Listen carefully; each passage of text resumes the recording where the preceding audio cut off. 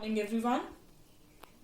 In our last video we studied about sound, that what is sound energy, how does sound produce, what are the different kinds of musical instruments, and now in this video we will study about a special device, that is tuning fork.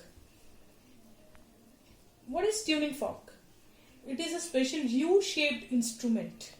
As you can see in the diagram, it has one handle which is known as stem, and they are known as prongs. So it means it has two prongs and one stem in it.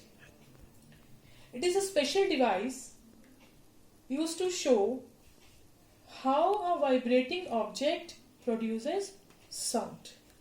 Understood? When prongs are hit with rubber hammer, they begin to vibrate. Prongs begin to vibrate.